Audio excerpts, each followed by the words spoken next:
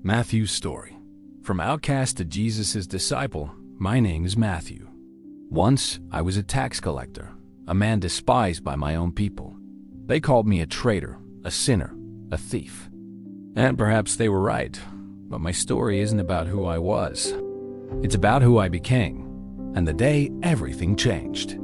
I grew up in Capernaum, a bustling town by the Sea of Galilee. My family was devout, and as a boy, I learned the scriptures and the traditions of our people. But as I grew older, I became restless. I wanted more than the simple life of a fisherman or a farmer. I wanted wealth, influence, a life of comfort. So, when the opportunity came to become a tax collector, I took it. At first, it seemed like the perfect choice.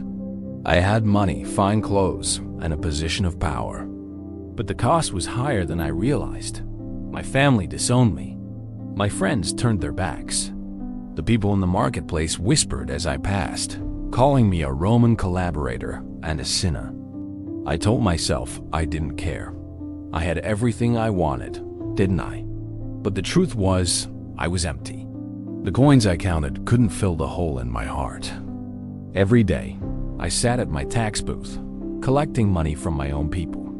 I justified it by telling myself it was just business, that everyone had to make a living. But deep down, I knew I was exploiting them. I was part of a system that oppressed my people, and there was no escaping the guilt. Then, one day, everything changed. It was an ordinary day in the marketplace. The sun was high, the air thick with the smells of spices and livestock. I was at my booth, counting coins, when I heard a commotion.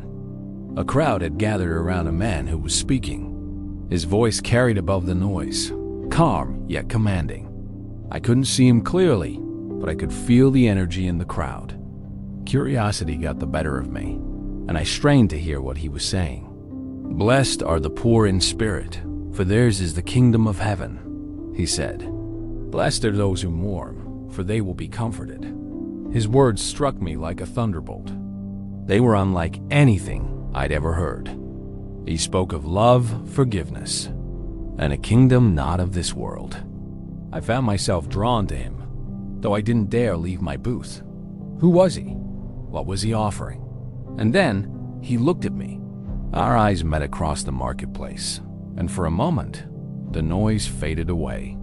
It was as if he could see straight into my soul, past the money, the guilt, the shame. But the truth was, I was empty. He saw me, not the tax collector, not the sinner, but the man I could be. He walked over to my booth, and my heart raced. I expected judgment, condemnation. But instead, he smiled. And then he said two words that changed everything. "Follow me." Just two words. But they felt like a lifeline. In that moment, I had a choice. Stay in the safety of my broken life, or take a risk and follow him. I didn't hesitate. I stood up, left my booth, and walked away from everything I'd ever known. That night, I threw a feast at my house. Invited everyone, my friends, other tax collectors, people like me who were lost and broken. I wanted them to meet Jesus, to see what I'd seen. But not everyone was happy about it. The Pharisees, the religious leaders, they didn't understand. "Why does he eat with sinners?" they asked. But Jesus heard them, and his answer. It still gives me chills. He said, "It is not the healthy who need a doctor, but the sick. I have not come to call the righteous, but sinners." In that moment, I realized something. Jesus didn't see me as a tax collector, a traitor, or a sinner. He saw me as someone worth saving. And he just call me to follow him. He called me to be part of something greater. Walking with Jesus was like nothing I'd ever experienced. I saw him heal the sick, calm storms, and feed thousands with just a few loaves of bread. But more than that, I saw how he loved people, how he loved me. He didn't just preach about forgiveness, he lived it. He showed me that no one is too far gone. No one is beyond redemption. One of the most profound moments was when he told a parable about a lost sheep. He said, "Suppose one of you has 100 sheep and loses one. Doesn't he leave the 99 in the open country and go after the lost sheep until he finds it? And when he finds it, he joyfully puts it on his shoulders and goes home. I realized then that I was the lost sheep, and Jesus had come to find me. But not everyone welcomed his message. The religious leaders grew increasingly hostile. They accused him of blasphemy, of breaking the Sabbath, of stirring up trouble. I could see the tension building, but I never imagined how far it would go.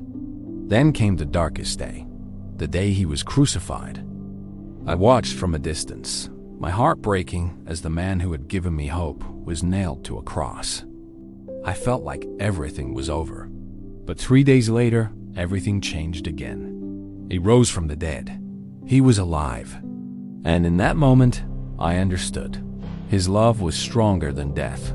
His forgiveness greater than any sin. After that, I dedicated my life to sharing his story. I wrote down his teachings, his miracles, his love, so that others could know him too.